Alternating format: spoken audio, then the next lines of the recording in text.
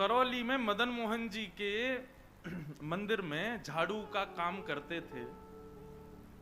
उनका नाम था काले खां। क्या नाम था? काले खां। काले खां बड़े प्रसिद्ध हैं। मैंने उनका चरित्र पढ़ा भी है, श्री काले खां जी का। तो काले खां जी के नाम से आज भी मदन मोहन जी की आरती होती है। तो ऐसा होता ही नहीं कि काले खां को प्रणाम नहीं कर दो। देखो कितनी बड़ी बात। हमारे हिंदुओं के इष्ट ठाकुर जी हैं और उनकी आरती होती है, तो आरती में एक विजातीय व्यक्ति का स्मरण किया जाता है, तब आरती संपन्न होती है श्री मदन मोहन लाल जी की।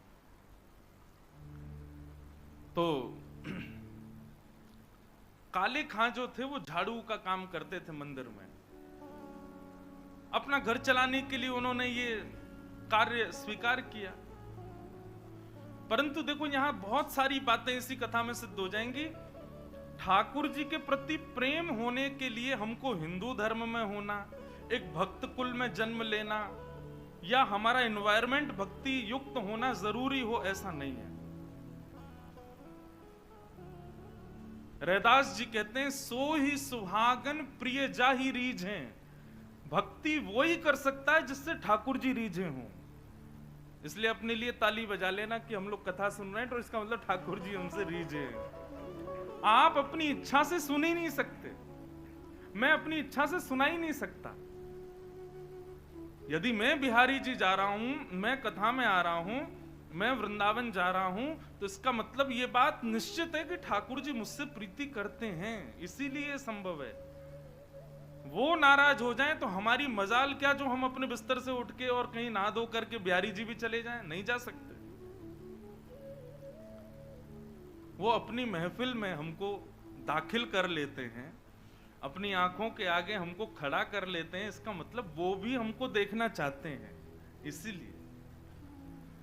तो काले खां एक विजातीय व्यक्ति, हिंदू भी नहीं था, केवल अपने घर को चलाने के लिए झाड़ू का काम करता था मंदिर के पास। इसी बहाने उसको कभी कभी मदन मोहन जी दिख जाते थे। अब देखते देखते, झाड़ू लगाते लगाते, अब उसकी आदत में आ गया कि अब वो बिना श्याम सुंदर को देखे रह नहीं पाता। रोज मंदिर में जाता, झाड़ू लगाता और पीछे सीढ़ियों पे ही खड़ा हो जाता। अंदर तो जाने की उसको अनुमति नहीं थी। तो वहीं से भीड़ जब इधर उधर होती थी तो बीच में से थोड़ी सी झांकी श्री मदन मोहन जी की उसको दिख जाती थी। मानो उसको ऐसा लगता था उसका हृदय परम शीतल हो गया हो, परम आनंदित हो गया हो। धीरे धीरे भक्ति प्रस्फुटित होने लगी हृदय में। अब तो ये स्थिति हो गई कि मंगला में पहुंच जाता और शयन करा के ही घर आता था वापस। और इससे परिणाम ये हुआ कि पत्नी जो थी काले खां की, वो बड़ी बरसती थी। परिवार के लोग उसको काफिर बोलते थे। बोले बताओ, जन्मा हमारे कुल में, कभी खुदा को तो याद करता नहीं, वहां पत्थर पूजने चला जाता है, इस प्रकार की बातें बोलते। लेकिन उसको किसी से कोई फर्क नहीं पड़ता। वो तो और आनंदित हो गया जब उसकी पत्नी उसके बिल्कुल विपरीत होती चली गई, तो वो तो और खुश हो गया। बोले बढ़िया है, जो बीच में दोपहर में भोजन करने घर जाता था, अब उसका भी मन नहीं करता मेरा। क्यों? चिक चिक करेगी, लड़ेगी मुझसे, इससे बढ़िया मंदिर में पड़े रहो। अच्छा एक बात कहें, मैं अपनी कथा में कहा करता हूं, हमारे संबंधी यदि अनुकूल हों तो ये बिहारी जी की कृपा, लेकिन हमारे संबंधी यदि प्रतिकूल हों तो ये समझो बिहारी जी की डबल कृपा है। कथा में 3 प्रकार के लोग आते हैं। पहले इच्छुक, दूसरे आमंत्रित, जिनको निमंत्रण आमंत्रण भेजा गया है, और तीसरे जो घर परिवार और संसार से दुखी हैं। 3 प्रकार के लोग कथा में आते हैं। यहाँ हो सकता है एक आध लोग ऐसे बैठे हो कि घर जाएंगे तो क्या, कुछ नहीं, सब लड़ेंगे झगड़ेंगे, पीछे पड़े रहे, इससे बड़े कथा में ही बैठे रहो।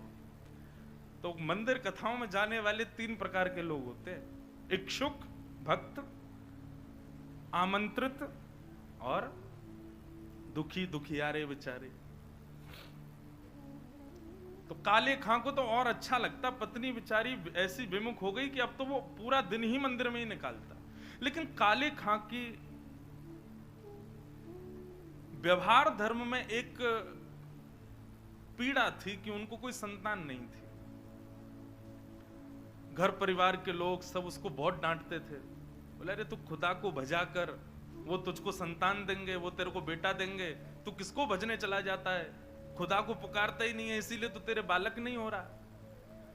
अब तो रोज की इतनी चिकचिक हो गई कि काले खां एक दिन मंदिर गया, मदन मोहन जी का श्रृंगार दर्शन कर रहा था, दूर खड़े खड़े बोले हे मदन मोहन लाल जी, मुझे पुत्र की कामना नहीं है, मुझे संतान की कामना नहीं है, पर आपकी भक्ति करने में, आपसे प्रेम करने में बाधा बनती है मेरे परिवार के लोगों की बातें, और वो बातें तभी खत्म होंगी जब मेरे घर एक पुत्र हो जाए।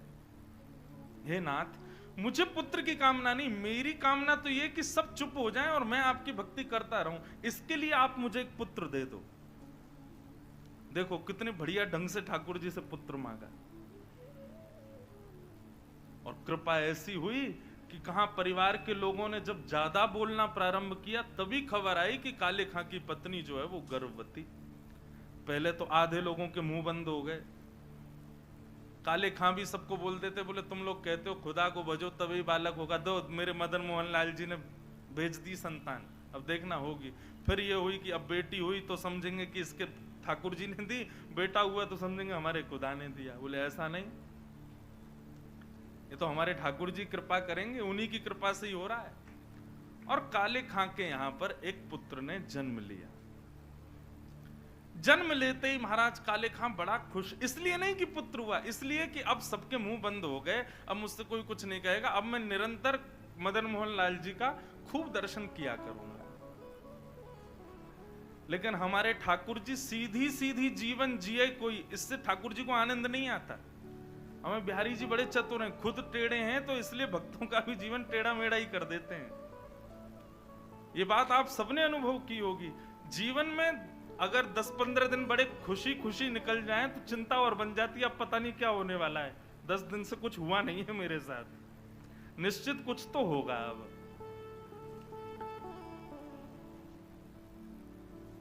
काले खां का पुत्र 8 वर्ष का हो गया, सब आनंदित था, काले खां बड़ा प्रसन्न। अब तो जन्माष्टमी भी मनाता है, राधाष्टमी भी मनाता है, रामनवमी भी मनाता है, घर वालों को नहीं बताता, बस मंदिर में जाके सब उत्सव होते हैं उसमें आनंद करता है।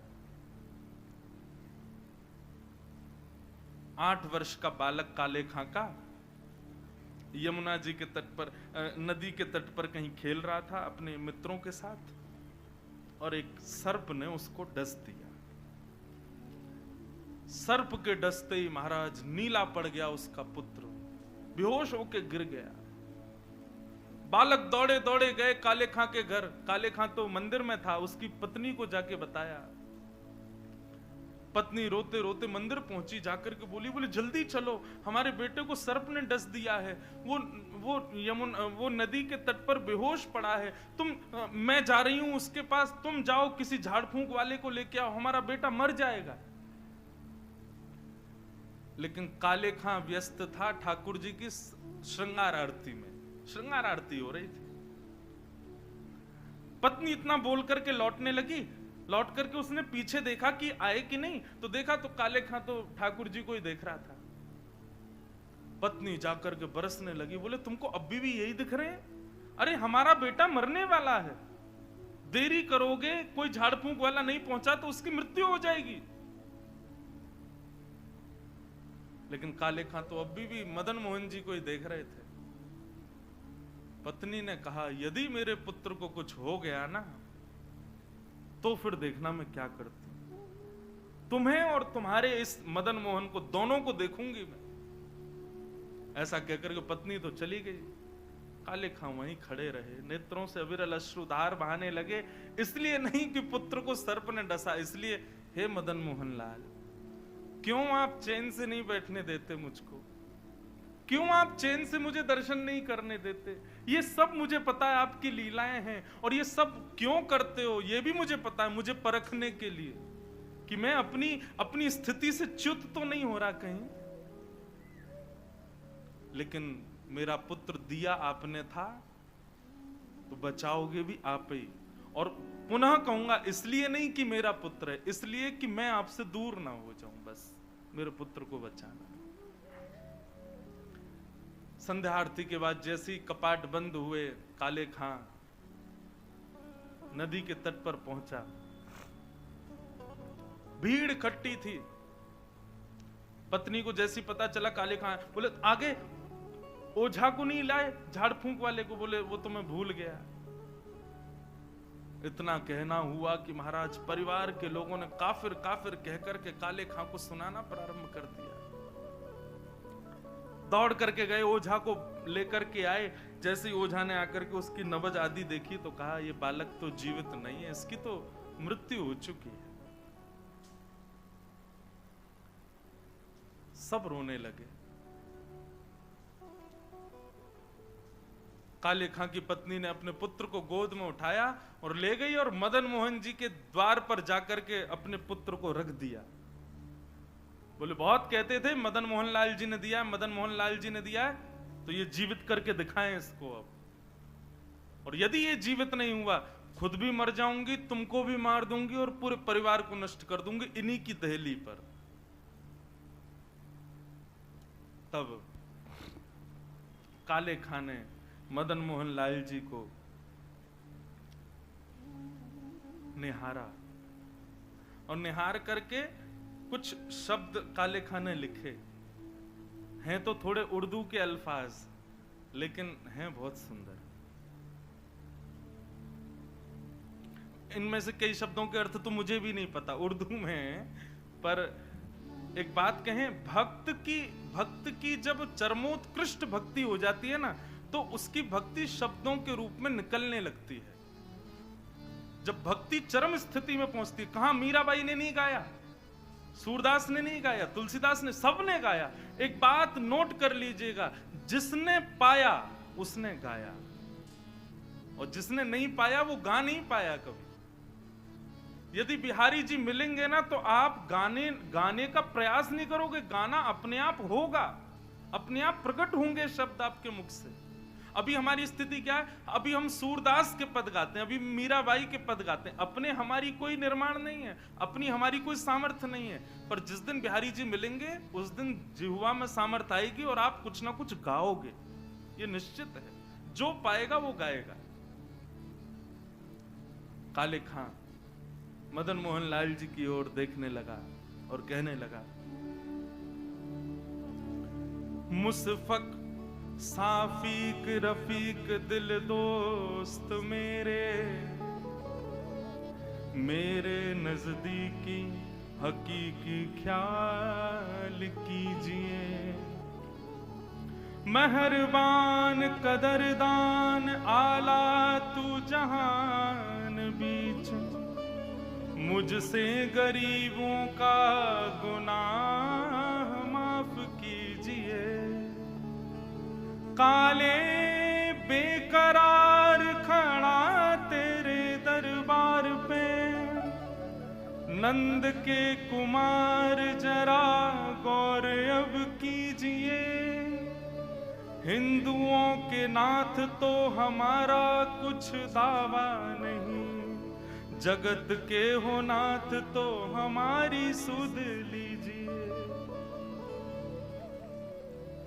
हे मदन मोहन लाल, एक द्वार पर खड़ा है तुम्हारे, यदि तुम हिंदुओं के नाथ हो तो हम वापस चले जाएंगे, कोई कृपा मत करना। पर मैंने सुना है लोग आपको जगन्नाथ बुलाते हैं। जगत के हो नाथ, जगत के हो नाथ तो हमारी सुध लीजिए। बस ये बात कहनी हुई, नेत्रों से अविरल अश्रुधार बहने लगे काले खां के, और देखते ही देखते जैसे ही अश्रुधार का एक बिंदु नीचे पड़े हुए काला पड़ गया था पुत्र विष के कारण, जैसे एक बिंदु जाकर के उस पुत्र के मुखमंडल पर पड़ी, पड़ते ही उसका जो काला वर्ण हो चुका था वो श्वेत होने लगा, और धीरे धीरे पुत्र ने आंख खोलनी प्रारंभ करी। उठ करके बैठ गया, देखने लगा, जल पी करके बोला अब्बा अम्मी, जो उसके माता पिता थे उनको उन्हीं शब्द में पुकारा। बोले कि वो कहाँ गया? बोले कौन? अरे अभी जो यहाँ खड़ा था, मेरे समान छोटा सा बालक था, मेरे जैसा ही सांवला उसका वर्ण था, मोर मुकुट पहनी थी, बहुत सुंदर उसकी मुस्कान, उसके ऐसे सुंदर नेत्र थे, वो मेरा सखा है, वो मेरे गले में गलवैयां डाल करके खड़ा था, कहाँ गया वो? और और ये भाव देखते ही वहां खड़े जितने लोग थे सबने मदन मोहन लाल जी को दंडवत प्रणाम किया। सब समझ गए, बोले किसने की है कृपा हमको पता है। तब से लेके आज तक श्री मदन मोहन लाल जी की आरती होती है तो आरती होते ही वहां का एक आरती पूर्ण होते ही एक पंक्ति गाई जाती है। कारे के बेटा को जब कारे ने खाया, कारे के बेटा को जब काले ने खाया, कारे की कविता सुन बेटा जिवायो है। काले खां के बेटा को जब काले नाग ने खाया तब काले खां की कविता सुन करके उसके बेटा को जिवाने वाले बोल मदन मोहन लाल की जय। ऐसे श्री मदन मोहन लाल जी, ऐसे हमारे श्री वृंदावन बिहारी लाल, भरतपुर बिहारी लाल। तो ये कथा क्यों सुनाइए? हमारे यहां प्रायोरिटी पहले बाकी के सारे कामों को और फिर उसके बाद ठाकुर जी को नहीं। यदि भक्त हैं, यदि वैष्णव हैं, यदि आप सांसारी हो तो निश्चित है बिहारी जी को चौथे पांचवें नंबर पे ही रखो। लेकिन यदि अपने आप को भक्त कहते हो, दुनिया से कहते हो कि हम वैष्णव हैं, तो ठाकुर जी को प्रथम स्थान दो। उसके बाद में संसार की कोई स्थिति होनी चाहिए। यह भक्ति का स्वरूप। पहले बिहारी जी से संबंधी वस्तु, पहले बिहारी जी की कथा, पहले बिहारी जी के संबंध की कोई भी क्रिया, उसके बाद कोई और क्रिया। और एक बात और कह दें, सावधानी के रूप में टर्म्स एंड कंडीशंस पहले ही बता दे रहे हैं। आप जिस दिन इस चीज को अपने जीवन में लागू करोगे कि पहले बिहारी जी, उस दिन से परीक्षाएं 4 गुनी बढ़ जाएंगी आपकी। क्योंकि ठाकुर जी फिर चेक करेंगे, अच्छा प्रायोरिटी हमें पहले, ले बेटा अब बता। बस उससे घबराना नहीं। कैसी भी परिस्थिति जीवन में आए, कैसी भी स्थिति, कितने भी भयानक झोंके जीवन में आ जाएं, अपने भक्ति की नींव को आप मजबूत रखना। बस विश्वास बिहारी जी के प्रति प्रबल है तो काले खां का पुत्र मरकर के पुनः जीवित हो सकता है। मीराबाई विष का प्याला पीकर के भी मृत्यु को प्राप्त नहीं कर सकती। गोस्वामी तुलसीदास का पूरा परिवार बिखरने के बाद भी वे मानस की रचना कर सकते हैं। गोस्वामी तुलसीदास जी का कभी चरित्र पढ़िएगा, कितने शत्रु थे उनके, कितनों ने मारने का प्रयास किया, लेकिन गोस्वामी जी का कोई बाल बांका नहीं कर पाया। बस ठाकुर जी विश्वास के लिए परीक्षाएं जरूर लेंगे, चेक करेंगे, देखें तो सही हम प्रथम प्रायोरिटी हैं कि नहीं, हम प्रथम स्थान पर हैं कि नहीं। इसलिए हमारा हाथ जोड़ के निवेदन, जो अपने आप को भक्त कहते हैं, पहले ठाकुर जी को प्रथम स्थान दीजिए, उसके बाद किसी और को। और इसी भाव को हृदय में धारण करके कथा सुनिए, सत्संग सुनिए, मंदिर जाइए कि प्रथम तो ठाकुर जी हैं, उसके बाद में कोई और।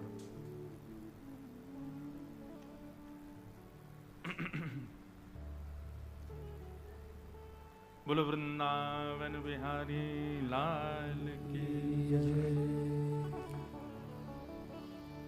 भूमिका में चले गए ज्यादा, पर अच्छा ही था। जो भी भाव निर्मित हो श्री बिहारी जी की कृपा से ही होता है। तो हम ये विषय क्यों लेकर के प्रारंभ किया था? ये विषय प्रारंभ किया था स्मृति शब्द से, कि वो 5 वर्ष पुरानी जो स्मृति है ना, उसी स्मृति का कल हम फोन कर दें कि भैया सुनो आज ना कथा आप ही लोग कर लो, हम थोड़े थक रहे हैं, हम नहीं आ रहे, तो ऐसा हो सकता है? भरतपुर के अखबार में छप जाएगा, हमारा जयपुर तक, वृंदावन तक हल्ले हो जाएंगे। इंद्रेश जी ने भरतपुर में कथा की और तीसरे दिन फोन करके कहा हम थक गए, हम नहीं आ रहे। हम कर ही नहीं सकते, हमको आना ही पड़ेगा, चाहे सर दर्द हो चाहे पेट दर्द हो। मतलब बाकी के लोग तो समय निकालने के लिए सोचते हैं ठाकुर जी के लिए, हमारा तो कान ही बिहारी जी ने पकड़ रखा, बोले नहीं बैठना ही पड़ेगा तुझे, तो करनी ही पड़ेगी। घर में चाहे किसी का ब्याह हो, घर में चाहे कुछ भी हो, हमको कथा करने जाना ही पड़ता है। तो ये तो ठाकुर जी की हम पर कृपा है, तो इससे पुण्य तो बनते होंगे बंधुओं, कथा सुनाते हैं, इतने लोग सुनते हैं, तो पुण्य तो मिलते होंगे।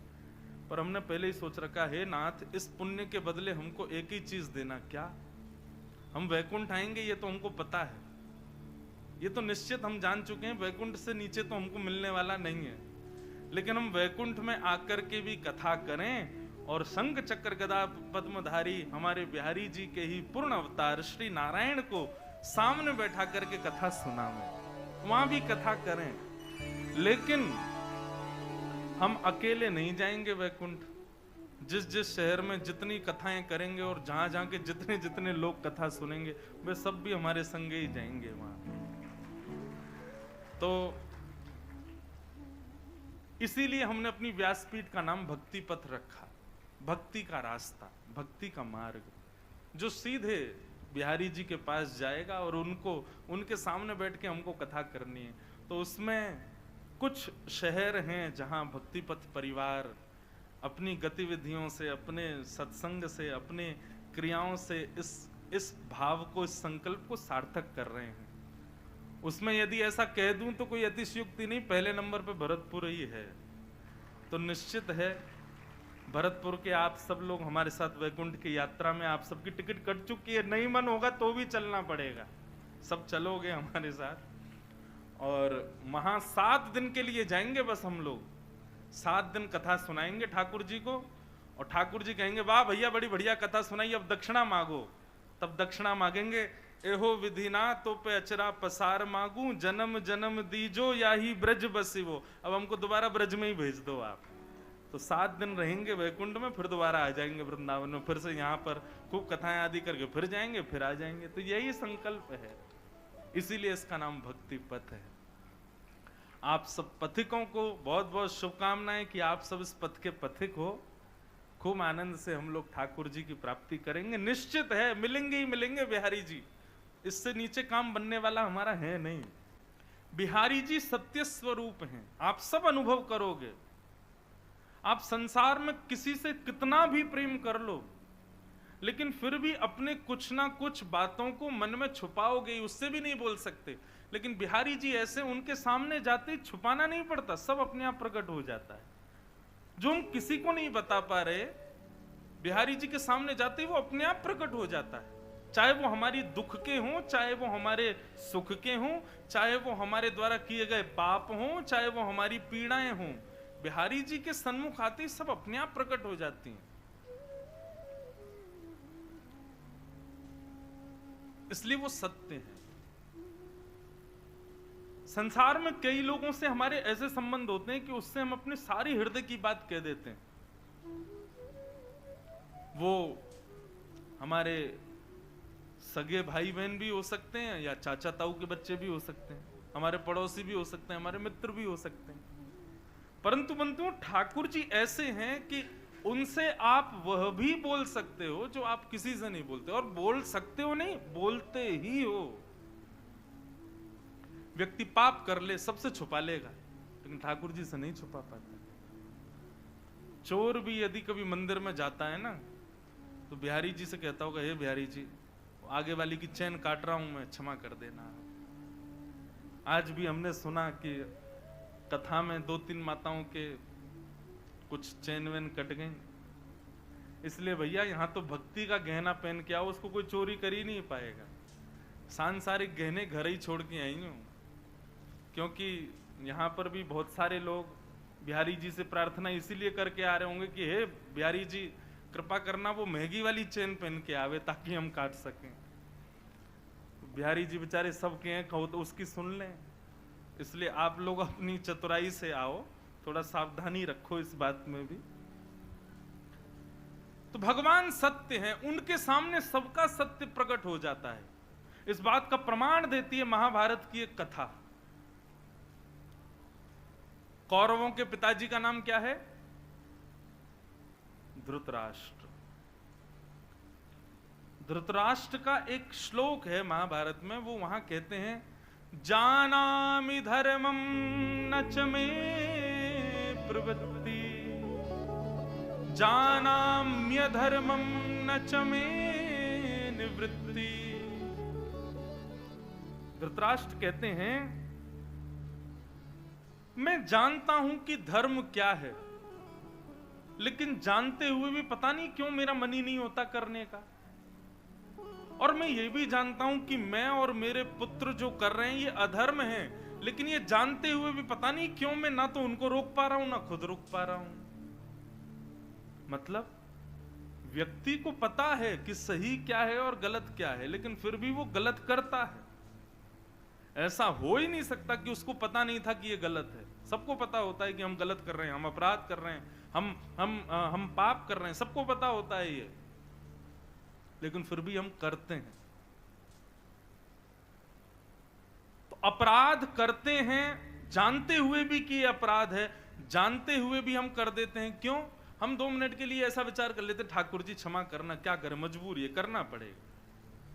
तो हमें ये बात तो पता है कि ठाकुर जी को पता है कि हमने ऐसा किया है, हमसे ऐसी वस्तु हो गई है, हमसे ऐसी क्रिया हो गई है।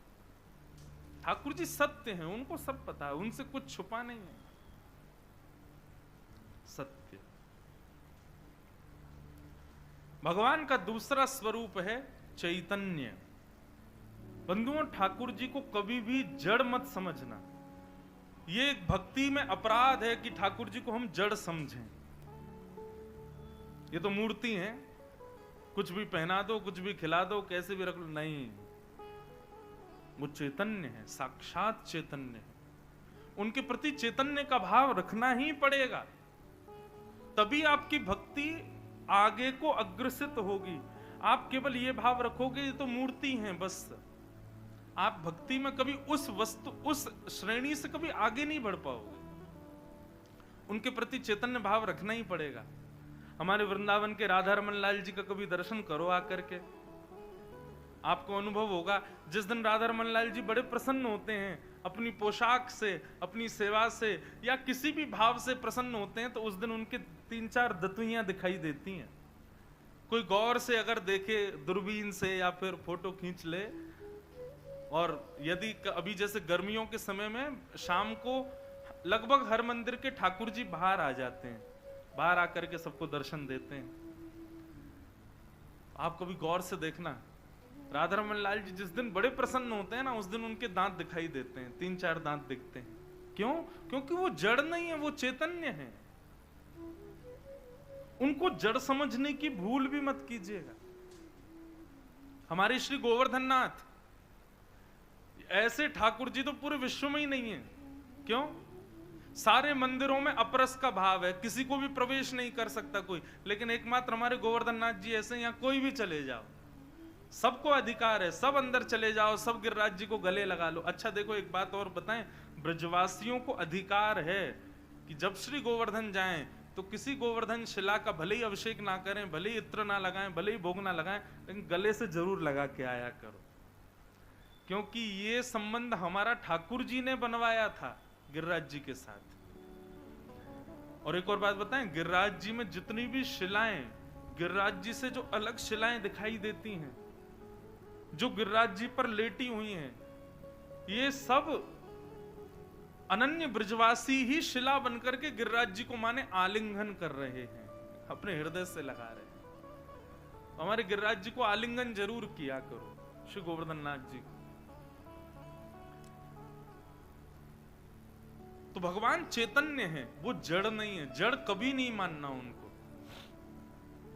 आप जिस दिन ये भाव रखोगे कि ये जड़ हैं, आपसे उसी दिन से अपराध बनने प्रारंभ हो जाएंगे। सेवा में अपराध, भोग में अपराध, भक्ति में अपराध, उसी दिन से अपराध बनने लग जाएंगे। इसलिए आप उनको चैतन्य समझो। चैतन्य समझोगे, चैतन्य मानोगे। अच्छा, चैतन्य मानने का मतलब एक और सुन लीजिए, इसका मतलब ये भी नहीं कि आप ठाकुर जी को सब जगह संगी लेके चलो, डलिया में कहीं भी ले जा रहे हैं, कहीं का समय, इस समय ठाकुर जी गौचारण में ही होते हैं, अपने ग्वाल बालों के संग होते हैं। इसी भाव से हम कथा में आते हैं कि ठाकुर जी तो गैया चरावे गए, हम कथा करवे चले जाए, शाम को जब जाएंगे तब तक ठाकुर जी आ जाएंगे। ये भाव बंधुओं कब प्रकट होंगे? जब आप अपने ठाकुर जी को जड़ ना समझ के चैतन्य समझोगे। जैसे हमें सर्दी लगती है, हमें गर्मी लगती है, हमें भूख लगती है, हमें प्यास लगती है, ऐसे ही ठाकुर जी हैं, वो जड़ नहीं है। व्यक्ति के कमरों में एसी लगे हैं, ठाकुर जी के कमरे में पंखा लगा है, वो भी जोर जोर से आवाज कर रहा है, चर्र चर्र चर्र, धीरे धीरे चलता है। क्यों? ठाकुर जी के लिए भी एसी लगाओ, वो जड़ नहीं है, वो चैतन्य है। ठाकुर जी के लिए भी उतनी व्यवस्थाएं रखो जितनी व्यवस्थाएं आपके लिए हैं। और ये सब भाव बंधुओं कब प्रकट होंगे? जब भगवान को आप जड़ नहीं समझो, चैतन्य समझो। बुरा नहीं मानिएगा, कान पकड़ के क्षमा है सब लोगों से। अपने कमरों का कद देखिए और ठाकुर जी के मंदिर का कद देखो, छोटा ही होता है हर घर में। हमारे घर आना, हमारे लाल जी का कमरा देखना, सारी फैसिलिटी है हमारे ठाकुर जी की। ऐसा नहीं कि उनको जरूरत है, ऐसा इसलिए क्योंकि हमें पता है वो चैतन्य है, वो जड़ नहीं है, उनको चैतन्य भाव है। पता चली महाराज 7 दिन में ऐसे हो गए आप लोग, कईयों ने तो घरों में कंस्ट्रक्शन करवा दिए। बोले कमरा खोलो महाराज, बड़े करो, भगवान के कक्ष बड़े बड़े बनाओ। हमारा निवेदन केवल इतना है, जितना संभव हो सके उतना भाव रखो, लेकिन रखो चैतन्य वाला, कि ये चैतन्य है। गर्मी, सर्दी, भूख, प्यास, सोना, उठना, ये सब भाव ये तभी प्रकट होंगे जब ठाकुर जी को चैतन्य मानो। तो भगवान का दूसरा स्वरूप क्या है? चैतन्य। पहला सत, दूसरा चित्त यानी चैतन्य, और तीसरा आनंद। जब आप सत उस परमात्मा को चैतन्य मानने लग जाओगे तो भक्ति में आनंद आने लग जाएगा।